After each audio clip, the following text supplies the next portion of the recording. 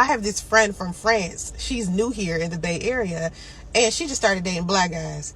And I'm saying to her, yo, the only reason why black men date you is because you're not black. Black men will date anything that isn't black. They don't ask questions, nothing. They will date you, period, right? And so she was like, well, I asked the guy that I'm dating, like, why did he date me? And he said it's because I'm foreign. I said, didn't I tell you? Like, you don't believe me. And she was like, well, I asked him. He said that black women are judgmental. Black women are mean. I said, you know me. I've been nice to you since day one. Like, me and you got the same level of kindness. You from France. I'm from America, and I'm black, and we act the same. It isn't the women that's the problem. It's the men. She moves at warp speed with these dudes, and she got all this baggage, and she tells the guys about all of the baggage that she has, and these black men still date her anyway. I told her these men are not dating her for her or who she is. They dating her because she's not black. We all got some shit with us. You know what I mean? So it's just like at the end of the day, you got to figure out how much bullshit you can take from a person. And it's interesting to me that a lot of the things that black men find unattractive in black women, they find it attractive in other races of women. She was like, he liked me because I'm foreign. I said, yeah, you foreign to his type of bullshit. Just like I'm foreign to a French man's bullshit. I ain't never lived in France, so I don't know the games that French men play. But women in America, especially black women in America, have dealt with enough black men. We know they game. They can't run that game on us like they used to, sweetheart. So they go on all these other women, and all they're gonna do is do the same things that they was doing with us, with y'all. So if you not black and you like dating black men, please understand you gonna get played in some type of way. Even if they marry you, it's still gonna be something. When I see two women fighting over a man and they over here trying to figure out who position is what, they both look stupid to me. Y'all do realize that this man been sleeping with both of y'all, lying to both of y'all, having babies with both of y'all, giving both of y'all money. And the chick that's the wife or the main chick would be like, oh, I'm this and I'm that. You the stupid one, bitch. You the side chick. No, both of y'all are stupid. I knew him first. Me and him been rocking years. I'm not going nowhere. No matter whatever we go through, he always tell me, I didn't even ask my husband, do he want a divorce? No, I'm not leaving you from the body. She wanted to play the wife role. She even asked my mother-in-law, can you go to her house and get BJ clothes? Never was going to happen. The day that another woman come to my house for my husband's clothes, that would be the day. He's not going anywhere. I'm not going nowhere. Excuse me, Your Honor, he told me to go get his clothes. It don't matter who he's with. Don't do that, baby. Now. I'm not going nowhere. So it don't matter. I don't care. So wait a minute. Ms. You the Davis. one looking stupid, not me, baby. Wait a minute. I'm not looking stupid. I'm the wife, baby. You the one who's going back and forth no, with baby, BJ. because I did. Hold on. Because neither one of y'all got enough sense to realize that you can do better than him. Y'all both need to team up and jump on his bogus ass.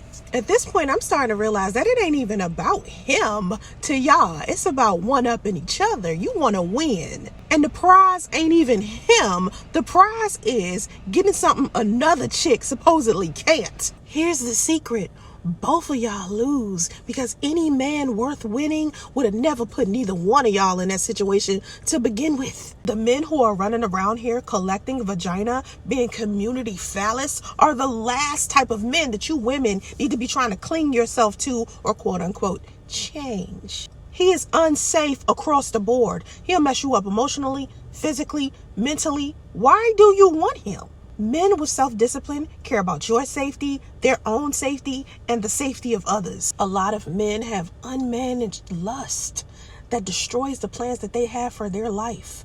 So as a woman, you need to make sure that the man that you're dating knows how to control himself and his sexual urges, because men lose money, time, health over sex. The only reason why you would be attracted to a dangerous man is because you are toxic and hazardous your damn self. Go on and get that healing, sis. Go get that healing. Stop sitting there wondering why this dude did X, Y, and Z, looking for closure. His disrespect was your closure, ma'am. You know, some men are self-destructive. They ruin their own reputations, careers, and relationships for whatever reason. Who cares why? Why is not going to change what bruh did. And yeah, he going to come back when you all healed talking about something. Hey, big head. You know how everybody get around the wintertime. You know, girl, act normal. Just act like everything's okay. Just like, yeah, how you doing, my guy? Can I call you back? Yeah. This is how you learn how to not return a phone call. Let's not reply to those text messages. Just apply that makeup. Yeah. Okay, so it's one thing to acknowledge that you have bad behavior. I mean, recognize it. But it's another to actually approve of it. I ain't got time to be knocking you upside your head because of some bullshit. Listen, I got shit to do. I got money out here to be making. I got happiness to create. Bye. Some people don't see what they're doing, but other people know what they're doing. So you need to realize, is the person in your life making a mistake, or is this a pattern for them? And if it's a pattern, oh, they're doing that disrespectful crap on purpose. Cut the cord. Sometimes it ain't worth the bang bong, you know? I don't got time for that. Just cut the cord, man. Just let it go. To all the men out there who seemingly have like some type of issue with single mothers, usually it's black men, because black men are the only ones who seem to have a difficult time with, you know, caring for someone other than themselves. And a lot of times they don't have the resources to be able to take care of their own damn children. So why in the world would they take care of another man's? One guy said he likes to sit there and watch women make mistakes with other men because, you know, women choose poorly. And I was thinking to myself, what a way to not take accountability and to show the world that you lack leadership skills. You are part of the problem, sir. Why haven't you tried to lead any of the women inside of your community? Teach women to choose better, if in fact they're the problem. Black men blame black women for damn Hurricane Katrina. Then you wonder why we're walking around here wanting to control everything. If we are going to take responsibility and accountability for the brokenness of the black community, then we have to start taking control. No wonder you can't get no women to submit to you, sir. You in your feminine energy. She did it. It wasn't me. It's the black single mothers who were abandoned with a child. They're the reason why the community is the way that it is. Did it ever occur to you boneheads that you look at your male counterparts and high-five them for abandoning women with children, and then you turn around and criticize these same women for taking responsibility and actually raising their kids instead of walking out of their kids' lives? Y'all are stupid. My crotch fruit, they are a burden. They aren't baggage. This is the future of my community I done gave birth to. Hit me good one time. My son's father wanted me to give my son up for adoption. He wanted to relinquish his own responsibility and accountability to a human being, a piece of his damn self. Meanwhile, I took accountability and responsibility of my child by myself. But I'm the big bad wolf, though. Y'all ass backwards, man. Men be on some real mind control shit when it comes to women. Y'all want women to think what y'all think about women.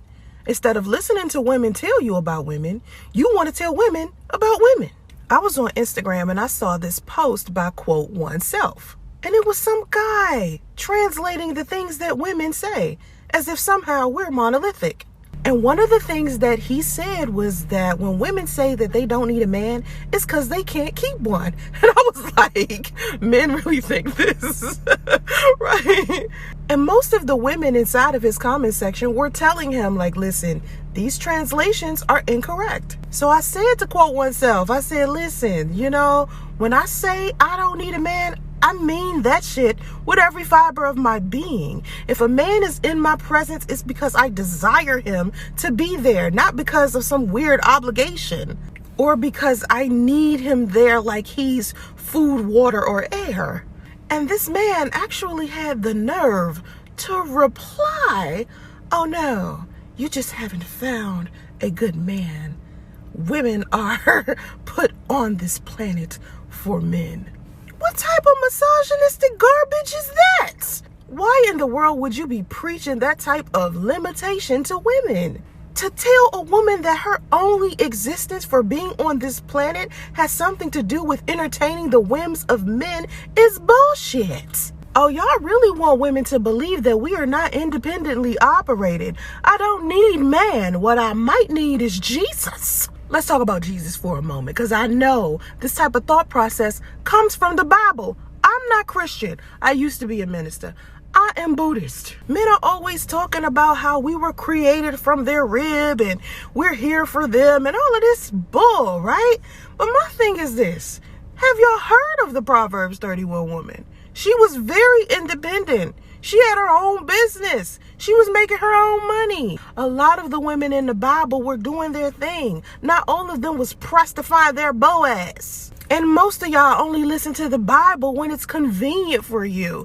Y'all will spit out scripture or something biblical when it supports your argument, when you're disagreeing with someone else. But when it's time to apply the rest of the 10 commandments that you should be listening to, most of y'all ain't even following that. The Bible was created for people in a different era, in a different time. And it does not apply to what's happening right now. Now, don't get it twisted. There are a lot of good things in the Bible that you could apply to your life, but most of you pick and choose what that is only when it fits your narrative of the way you want to live or the way you want to tell somebody else to live.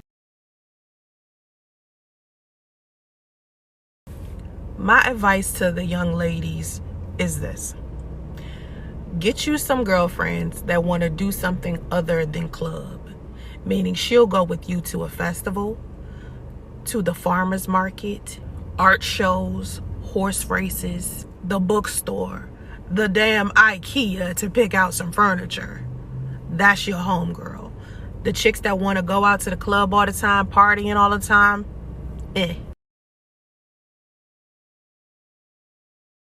I made a video about how people should not move to Atlanta, especially if they are looking for love. I made this video in like 2016. And then recently I saw another guy make a video. Do not come to Atlanta expecting to fall in love. Atlanta is the worst place you ever want to date. Dating in Atlanta is complete trash. Everybody on bullshit, everybody playing games. If you move to Atlanta, just focus on whatever you came in for. Focus on your career. Focus on whatever dream you chasing. Do not come down here to Atlanta thinking you about to meet somebody and fall in love and live happily ever after. Because these women in Atlanta, they do not want no relationship. They want free meals, free drinks, free VIP sections, free hookah, free interest. Hell, they even want free parking. You know what I'm saying? A lot of these women, shit, they living off of dates. They living off going on dates. They don't eat unless they go on a date. And if she got her body done, bro, don't even waste your time. You know what I mean? Because these women down here, if they got their body done and they materialistic and all that, they ain't looking for love, man. They looking for a come up. I wholeheartedly agree with this dude. Now, here's the problem. People always be like, you attract what you are. You know, everybody trying to be on the big new age, law of attraction, you know, metaphysical thing. And that's really funny to me because back in the day when I used to try to put people onto the law of attraction, they thought I was completely out of my mind. And the thing is, you don't attract what you are. You attract where you are energy-wise. And a lot of times your environment controls your energy. Your chakras could be all the way in order and you could be beaming some good energy, and an energy vampire who needs your energy will try to pursue you, and sometimes you will have no idea that that snake is who they are until it's too late. Atlanta is a place full of serpents. No matter who you are, what you're doing, and what kind of energy you have when you get there, you need to be careful because of who and what you are surrounded by. One girl said, reposition yourself so you can attract what you desire. I was like, okay. I repositioned myself right out of Atlanta and moved straight to Northern California. After 17 years of living in Atlanta, I'm telling you ladies, that is not a place to be looking for a husband, because the men there are looking for a husband themselves, or they're looking for a woman to have some type of casual fling with. Women are bringing their husbands there and ended up losing them to other chicks. Women can be successful there. It's a good place to start your business, make some money, make a little bit of money. Not Northern California money, but you know, you can get your bread. It's more women than men there. These women are sharing their man. And the men who are broke, you're not making 6 figures there, homie. These chicks do not want you. There is something evil brewing under Atlanta, and that's why I call it Sodom and Gomorrah. Listen to me, ladies. You have to stop dumpster diving. Do not bank on a man's potential. Do not be a Build-A-Bear bitch. Don't be trying to Mr. Miyagi a grown-ass man. Just be like, I'll pass, homie. Listen, I don't know why all men think women want to be in a relationship. I don't know what that's about. But let me just tell you something, ladies. When a man tells you he doesn't want to be in a relationship, please believe him. There are zero lies being told. You understand what I'm saying? Now, women are not monolithic and neither are men. But when a man tells you he doesn't want to be in a relationship, you must understand something. He got some issues that he trying to iron out. You can't control him or how he feel or change his mind about wanting to be in a relationship. That's something that he has to do on his own. I don't care how much time you kick it with him. I don't care how beautiful and amazing you think you are. The only thing that you can do for this man is be his friend and get him to try to understand or figure out deep down inside what it is that he truly wants for his life. A man told me this yesterday and I said to him, well, what do you want then? He's like, I want someone to spend time with and talk to and, you know, have sex with. I was like, oh, okay, so you want a relationship. I mean, that's what a relationship is. He said, no, I don't want a relationship. I don't want a relationship because I can't put in the time it takes to be with a woman. She's going to take me off focus. I said, oh, so you just want a woman that's not going to take you off focus, but you do want a woman. I was like, so you're just saying that you don't want a relationship with me? Because, I mean, that's what usually it means. I don't want a relationship with you. You know what I'm saying? He was like, no, I just don't want a relationship with anybody. And I was like, okay, so what do you want? He listed the same shit. I was like, so you want to be in a relationship? That's relationship shit. And too many women have felt comfortable with giving men these things without getting anything in return. I was like, homie, what have you done that would make you eligible to get inside of my panties? And he's like, nothing. Okay, so you think because you're fine and can breathe, that's enough of a reason for me to sleep with you? You haven't even executed a date. Let me tell you something. Any man who has had sex with me has done something phenomenal in my mind for him to get it. Only I get to make that power move. Only I get to make that executive decision. And I would rather throw my whole box away before I use it to satisfy an empty-handed Dusty. Oh, you got a goal you trying to accomplish, and that's getting inside of my panties. And trust me, it's going to take more than you flirting with me to get it. Ladies, raise your standards so these men can stop trying me. Thank you. To all the women out there who chased your career first before deciding to be married, men do it all the time. They think about getting their money and stuff together before they get involved with women. You made a choice. The order of operations is significant. The order of operations works for you. I'm not telling you to be like a man. I'm telling you it's okay for you to have your dreams and think about having your career first. I saw a man tell a woman that she will never be married because she's almost 40, chased her career first, and that men only want to be married to young women. No man wants an old ass wife. There are plenty of successful, wealthy women who chased their money, got their bag, and then ended up being married. I know so many successful women who are married. Marriage is about something other than gender roles. And any man who feels comfortable with dating women who are significantly younger than them, they're very comfortable with pedophilia. No woman should be dating somebody who is 10 years their senior. It's nasty. It's disgusting. Not all men are monolithic. Not all men are going around here chasing young tail. A lot of men are mature themselves and don't want the headache that comes with a woman who has no money, who has no career, who has nothing but dollar signs in their eyes every time she looks at them. And this whole bullshit, women are acting like it's not that big of a deal because we can't get it. That's garbage. It's not that big of a fucking deal. Seriously. And it's plenty of men out here that want to date women who have their priorities in order. It's women out here having children in their 40s. I had my son at 38. Okay? He's 3 now. So men who have something to offer character-wise, who aren't superficial, are out here not even caring about that. Like, you love who you love. And if you want it all, you can get it all. Do not trust anybody who preaches limitation. Men can have what they want and women can have what they want. You can just go out there and get it. Stop trying to change yourself to fit some type of box that these men want you to fit in. Love who you love. Fellas, love who you love. It's plenty of men out here admitting that they love women who are career driven. It's a lot of men who think it's attractive. Trust me, and we'll take you serious and we'll want to marry you. For the wrong person, you won't be worth much in their eyes. There's no amount of good that you can do or try to do to be worth it in their eyes, but to the right person, you'll be more worth it than anything. I tell people to save money, but please don't be confused, because when I'm telling you to save money, I'm telling you to save enough of it so you can employ it. Number one. Number two, please do not put your employees in a bank, because your money will just be sitting there. Money is supposed to flow. It's supposed to have some type of velocity, okay? So you should put it in a place where you can get some interest. Build compound interest. Buy some life insurance, 4% interest.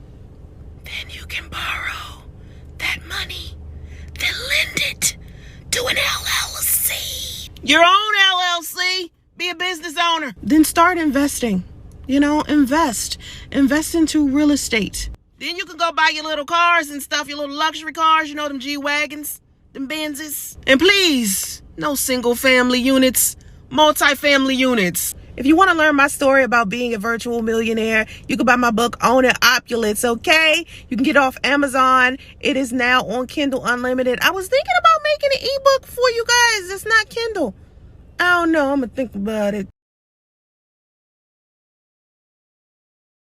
I have a dope soul, and it took a long time for me to appreciate that. And I know other people who are like this are having a hard time feeling comfortable with it, because everybody wants to be so damn savage. Everybody wants to be sadistic all of the time. I'm kind, I'm sweet, I'm loving, I'm fun to be around, and I'm okay with that.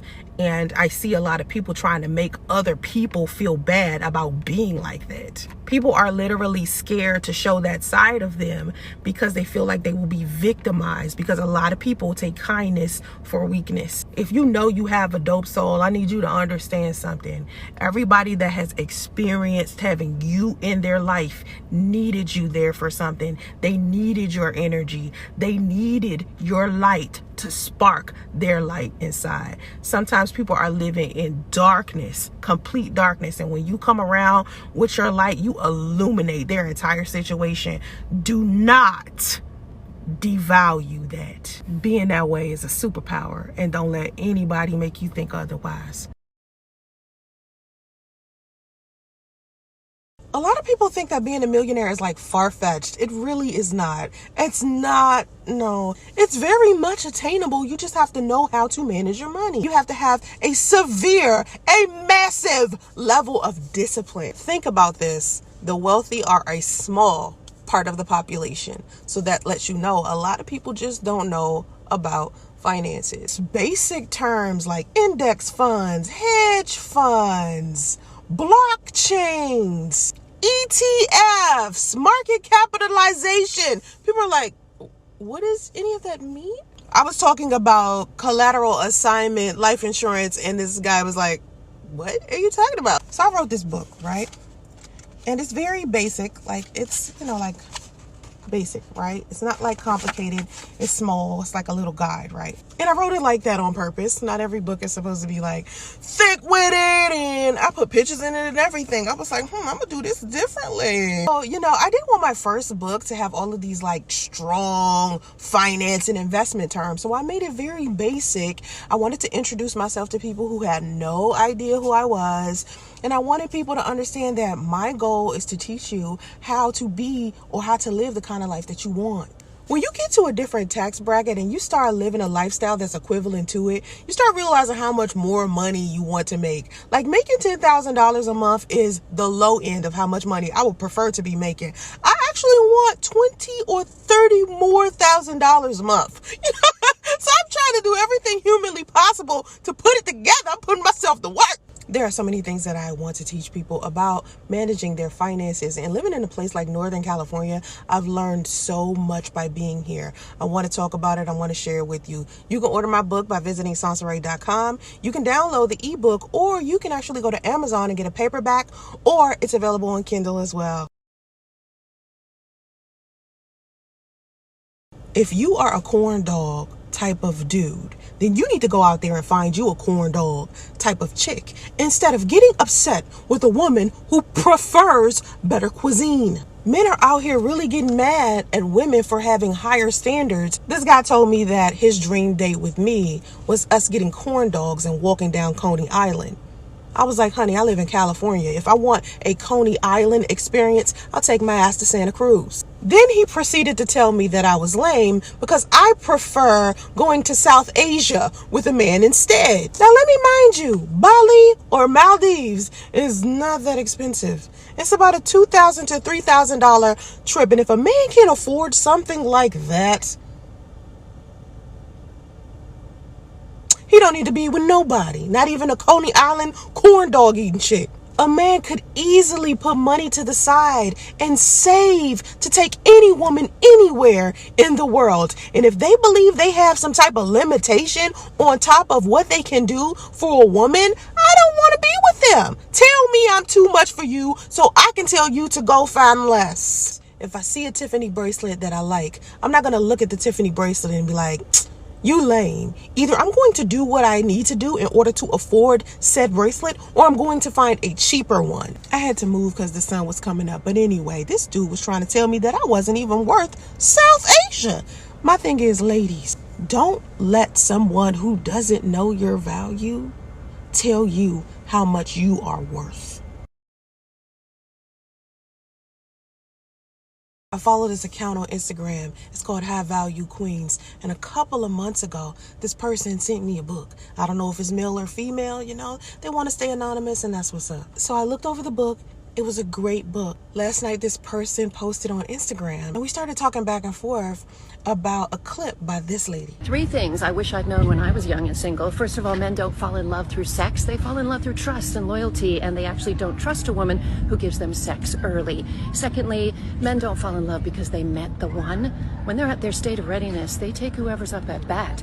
Looking for a man at his state of readiness is key. And finally, women who get commitment get it because they ask for it, and they're not afraid to dump men who won't give it. So the whole premise of the account and the book is to teach women how to be feminine, or how to become a high value woman, right?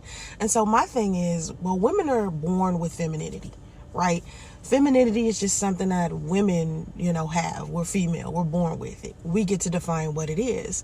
But a lot of times women use male gaze in order to measure how much femininity they have, or how much value you have, or how much you are worth. And to me, that's like a poisonous message, because then you begin to rely on what a man thinks of you, or if he falls in love with you, as a measuring tape or determining factor when it comes to measuring how much femininity you have, or whether you're worth something. There are different types of femininity, and none of them are defined by men. A man's version of what femininity should be is what a lot of feminine coaches are teaching. They're teaching women to be more feminine so they can be appealing to men. But being a woman, or being feminine, or being of value has more to do with your relationship with you, not your relationship with a man, or how other people view your femininity, or whether they classify your femininity or not,